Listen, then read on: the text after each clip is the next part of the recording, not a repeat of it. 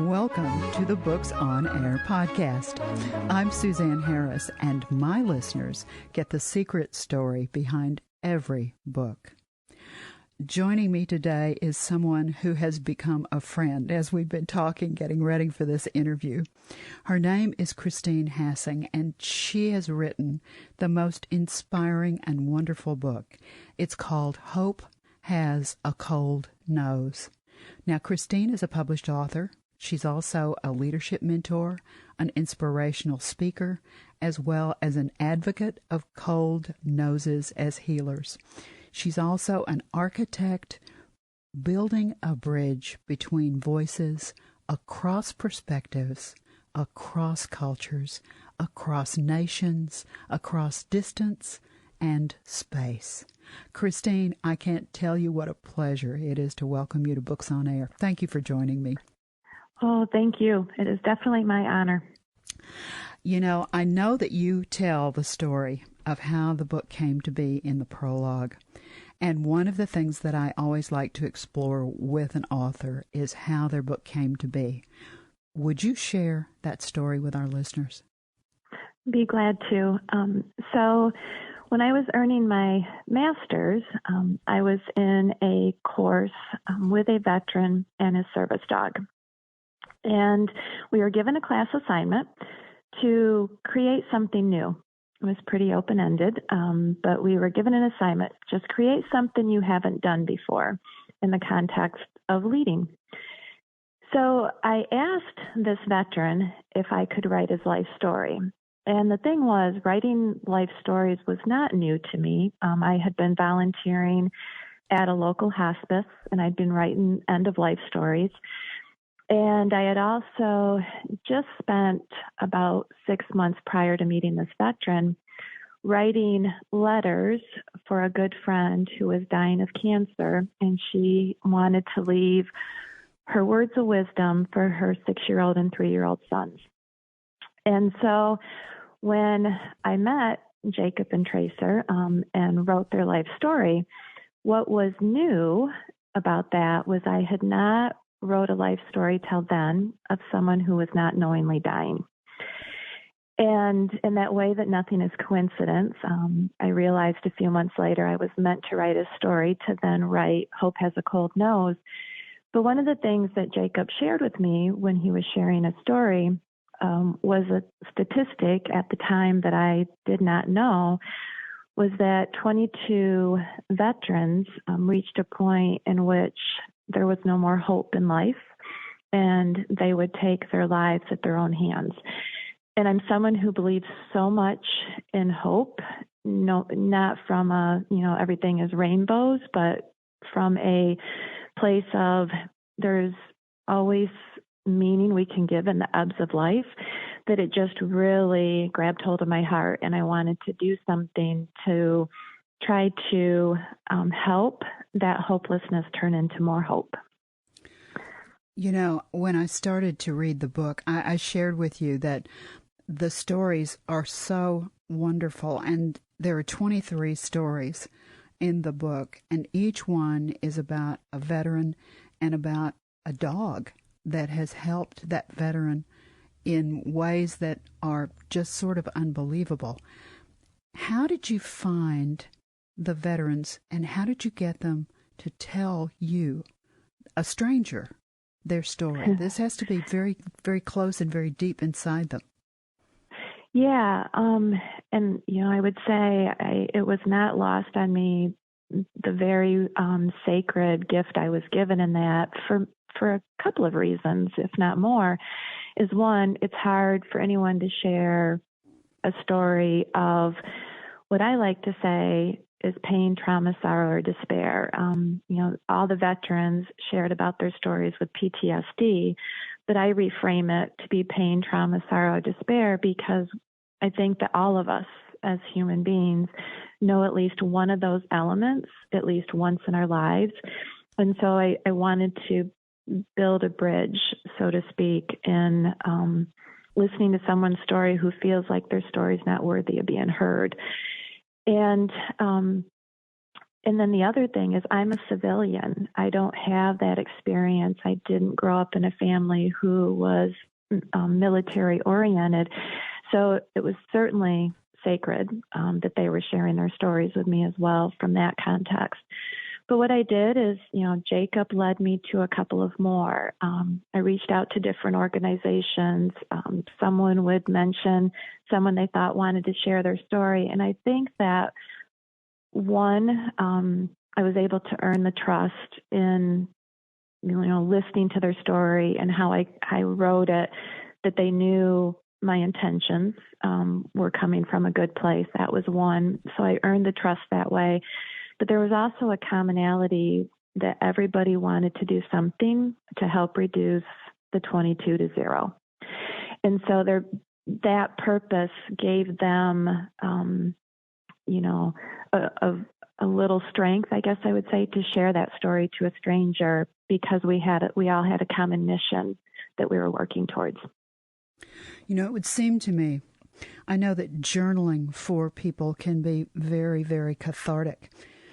Excuse me. And I know that storytelling in itself is cathartic in its own way. And it changes our brain whenever we're telling a story and whenever we're listening to a story. And that was one of the things that I thought was so powerful about the book was you have 23 people and you have 23 animals who have impacted the lives of those people. And they're telling their story. And I'm wondering if after they told their story, did any of them say anything to you about that made me feel better? I've never done that before. Did anything like that happen when you were hearing their stories after they finished? I'll share one example that actually happened during the storytelling process. It was one particular veteran who shared a part of his story when he was deployed and he was a medic, and there was a life that he could not save. And he knew logically, why he couldn't save that life.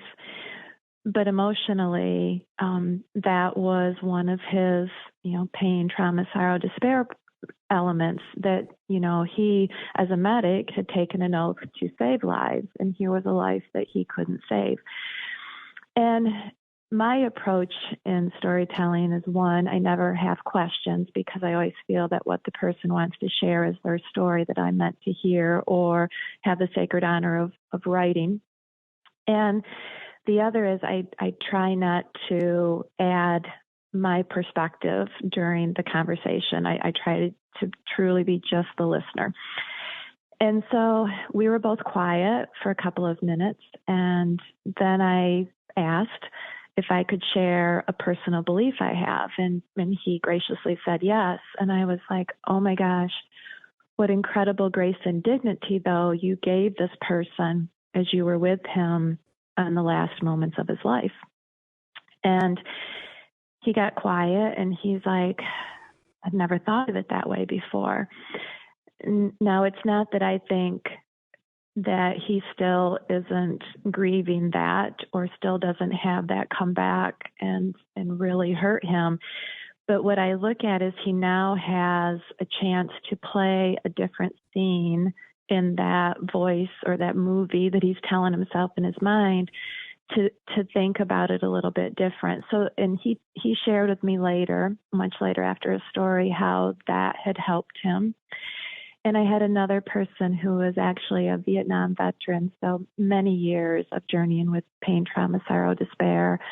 And he shared about how his story that was now written had just changed the connection in really meaningful ways with his children. I think it gave a voice that he wasn't able to give quite the same way until he had a written story. I love that. And, I love the fact that you were able to help somebody. We all get stuck. We get stuck with that movie in our head about an event or about ourselves or, something, whether it's trauma or whether it's just we have low self-esteem or low self-confidence. We get stuck. And sometimes someone taking the time to say something like you did to him, all of a sudden there will be the proverbial light bulb that will go on, and there's a different take on the story that I've been telling myself for so long. All of a sudden, there's a different window, and I see it in a different way. I think that's so powerful, and I think what you've done with this book is exactly that for people to read. I think sometimes if we don't know someone, and I'm right there with you, I'm a civilian. My dad served in World War II, but that's the only connection that I have ever had with service. And by the time I was old enough to really know anything, I mean, that was so far in his past that I don't think he ever really talked about it. Never occurred to me to ask any questions about it. So I don't have any connection with it either. I didn't know anyone who died in Vietnam. I didn't even really know anyone who went to Vietnam. So not having a direct connection, I think, makes it harder for us to understand what they went through. And I think your book shines a beautiful, bright light on what people not only went through, but what they're going through. Well, thank you for your very kind and gracious words. And if I may, share one of the themes that, each story was different, but there was some themes. And one of the themes was part of the healing power of each of the dogs was the unconditional listening and the unconditional acceptance. And I remember one veteran saying it this way. He said, I have an amazing wife. And he said, she does everything that she can to listen to my story. He said, but he said, even if I know she's not trying to judge my story, I'm already judging my story. And so I already then struggle to share it because I feel like she's judging it, even if she's not.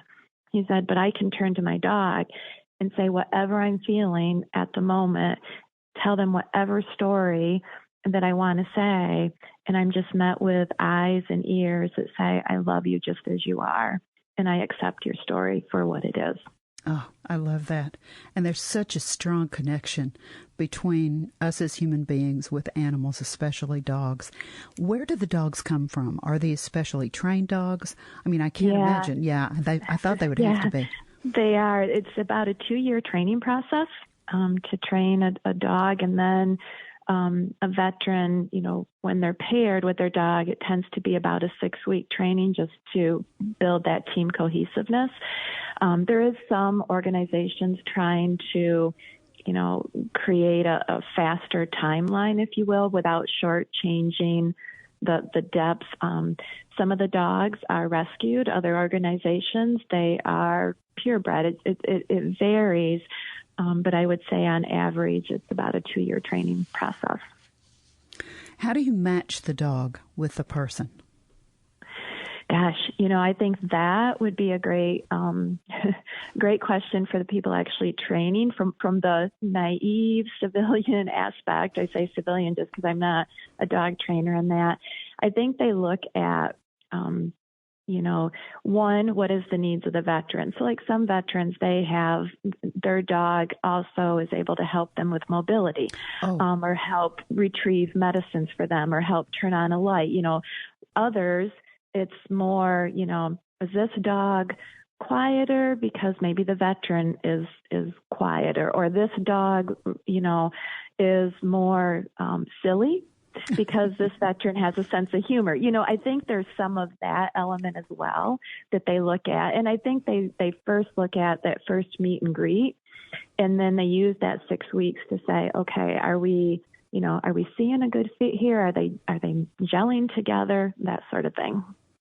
That's really interesting. Maybe that's another book to see how exactly. that all works. Thank you for planting that seed. I appreciate that. Certainly, because it's not. I thought that it probably was not a simple process, but it's funny. I found myself. The pandemic, of course, is coloring so many parts of our lives that we never thought about before. Mm-hmm. And one of the things that I found myself doing, and this is really I can't tell you what drew me here. I've started watching the veterinarian shows and the zoo shows. And so what happens is really interesting. Exactly what you've been talking about in your book happens to so many people. They come in, almost everyone. I don't know if you've ever watched one of these veterinarian shows, but they bring their animal in. They're so connected to the animal. They talk about the animal. Almost every one of them says, they're a part of my family, and I'm so worried about Bitsy or Fluffy or Fred or whatever the animal's name is. Sometimes it's a lizard, sometimes it's a snake, sometimes it's a dog, it's a cat, it's a hamster. I mean, it's all kinds of things, but they use the same words, and you see this strong connection between that person and that animal. You watch the animal be treated. Most of the time, everything comes out all right, but the vet shows will also show you when things don't come out all right. The zoo people say exactly the same thing about the animals that they're responsible for in the zoo, whether it's an elephant, a tiger, a spider, whatever it is. They're connected directly to the animals. And it's just been so interesting because when I was listening to you talk, those kinds of things were running through my head. I never thought about those kinds of things before. I mean, I know that I loved my cat, I cared about him. Right. I didn't like it that he had to go to the vet. I didn't like it that he was sick. I didn't like something was wrong with him. And I would talk to him exactly like you were saying that they look for when they're matching dogs and vets. So it's so funny that because I'm watching these zoo shows and these veterinarian shows, this just all clicked into place for me. Would you share a part of the book with our listeners? I know they'd love to hear some of it. Yeah, I would be honored. I have some paragraphs I've extracted from a story that I would be honored to share. So I took part in a lot of missions in Afghanistan in 2005 and 2006 during my active duty. I underestimated the level of responsibility I would bring home with me. One is trained that though it won't be for lack of giving your all, loss will be a guarantee. Training doesn't include the guilt you will feel that you survive and those you serve beside, your friends, won't be as lucky. I took part in one-on-one therapy, or maybe I should say I took part in 1-on-8. I was put on a 7-medication regime to help me get through nights and days. My mission was to make a living and make it through each day. One medication would help bring me awake, while another would then strive to keep anxiety away.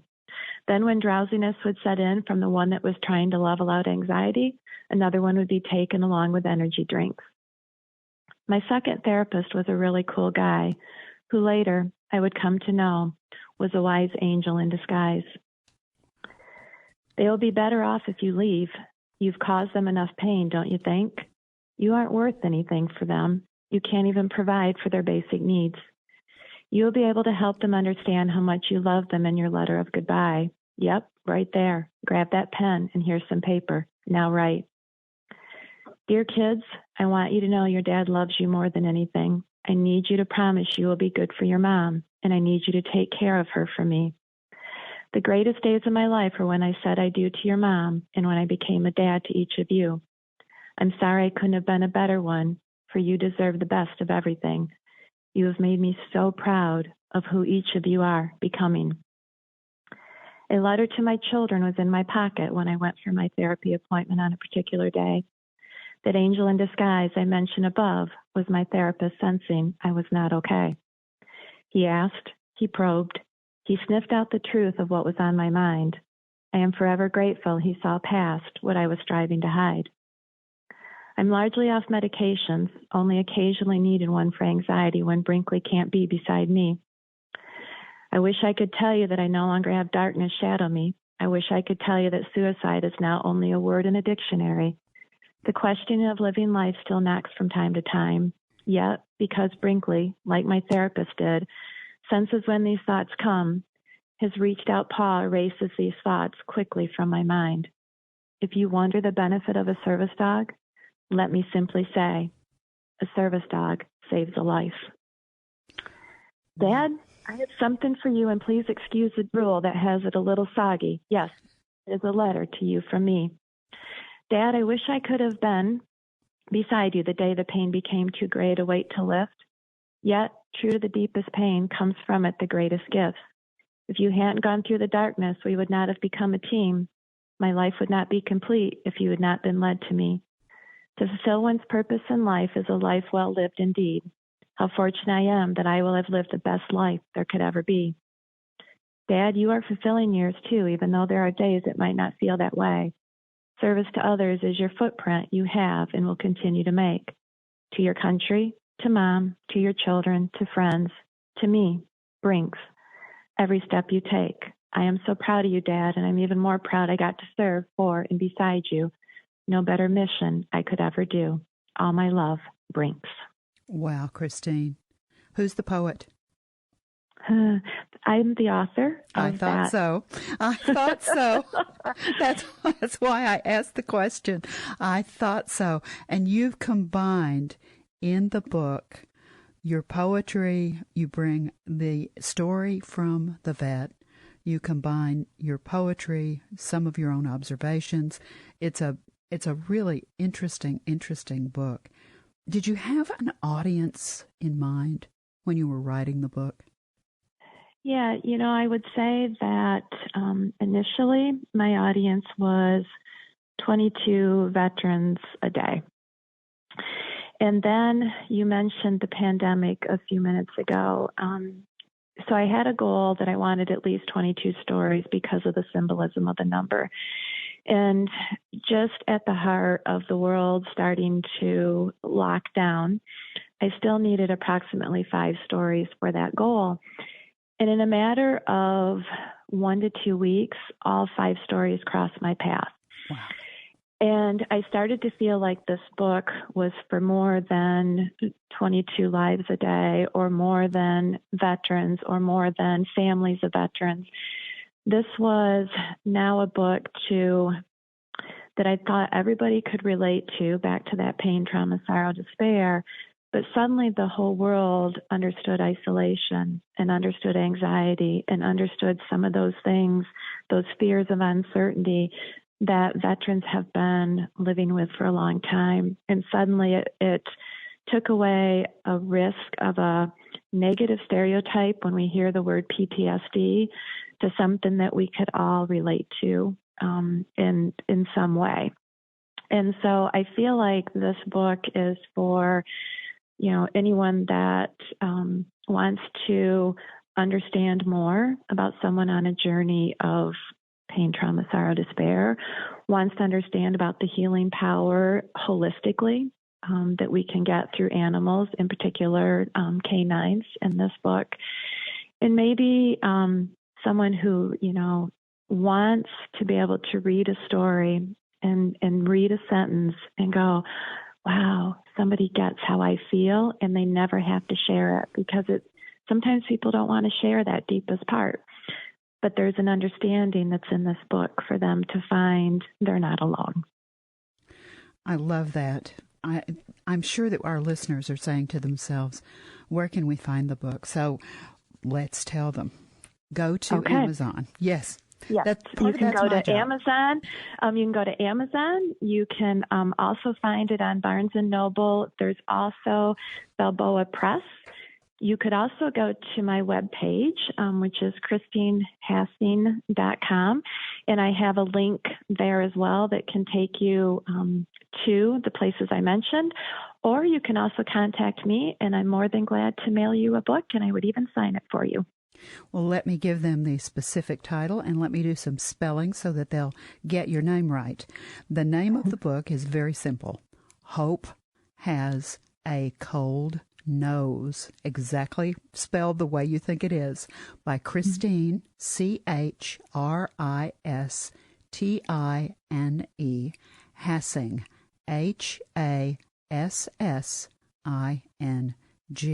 Now, when you go to Amazon, you'll see this lovely book cover. Now, Christine, I asked you earlier about this. I'm curious. Is there significance? The book cover is quite poignant. So one of the organizations that very graciously linked me up to, I believe, 7 of the stories in the book, I reached out to them to ask about using a picture of a veteran and service dog for the cover. And they immediately told me this one they thought would be great. And that particular person on the front cover, his story is not in the book. He is on a journey with cancer and opted not to share his story, but he was very, very gracious, very kind, and very honored that I would use a picture. And so I reached out to an artist, and she sketched the picture from a photograph, and that is now the cover of the book. I think the sketch is far more effective than a photograph would have been, because it immediately captures your attention. Now, you gave your website to the listeners, and we talked about that they could get the book on Amazon. If they go to Amazon, all they have to do is just click on the buy there, and they can buy it right there on that page. You mentioned Barnes & Noble. You mentioned your publisher. If they go to the website, what else will they find there? Yep, so certainly information about this book, information about a book I wrote prior to this, which was a memoir, but also there's a link to, I issue a monthly email and blog all around hope. So I've started a quest this year. You can follow me on that quest of what hope is as I talk to others. And you also find a link to services that I provide in addition to writing books. So I do coaching for individuals. I help people write their own stories, lots of things. So please check it out. And there's another spot where you can email me just to chat. I welcome that too. Now, on your website, you also have links to your Facebook page, Twitter, Instagram, and you've got some things on the YouTube channel. Tell me about those. Correct. Yes. So there was a few months where I was posting weekly some YouTube videos, kind of, I will say, mindfulness in nature. It was just walking with me in nature and kind of inspirational messages that maybe could be helpful on a given day if it just seemed like it was a little cloudy out or inside yourself. So there is a link there. There's one video in particular, but you can go on YouTube and find me there as well. And there's links to all my social media pages that you should be able to find there also. I love the book. I love what you've done. I think that you have given a voice to so many people whose voices are not heard. And I think the stories, if people will simply pick up a copy of the book, and they may not read this book cover to cover. They may read this book, read a story, think about it, maybe talk about it even with their family, or if they're involved in education or church groups, or I can see this book being used in so many different ways simply because there are 23 different lives represented here, 23 different stories, 23 different dogs, and 23 different relationships and positive things that happen with those dogs and those human beings. What is it when they read the book and they read the last story for the last time and they either electronically or physically close the cover, what is it that you really would like for them to take away from these 23 stories? I think that I wrote this in the beginning of the book. All of us just want to be seen and heard. And I think another aspect is we all know grief, and we all struggle to share that grief or to know what to do if somebody else is grieving. We don't necessarily know what to say, how to handle that.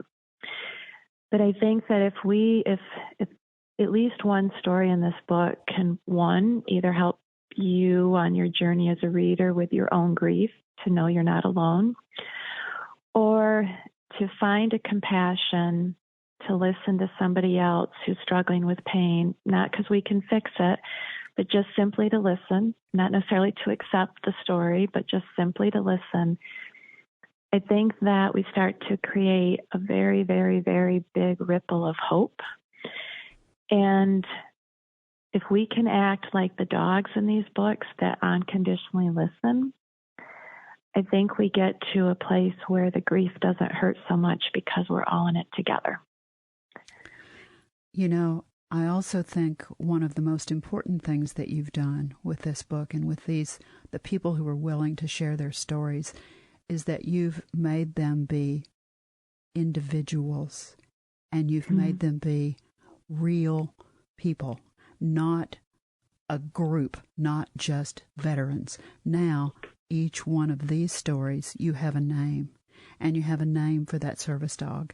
And I think that is a very important thing that you've done with this book, and I want to thank you so much for bringing it to Books on Air and for being my guest today. It's just been a pleasure to talk with you.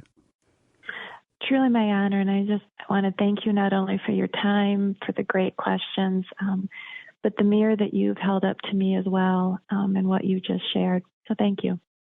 Thank you for that. My pleasure. Oh, my pleasure. Now remember, you can find Hope Has a Cold Nose by Christine Hassing, Hassing, on Amazon. You've been listening to the Books on Air podcast, brought to you on webtalkradio.net. You can also hear this podcast on Spotify, iHeartRadio, Stitcher, and Apple Podcasts.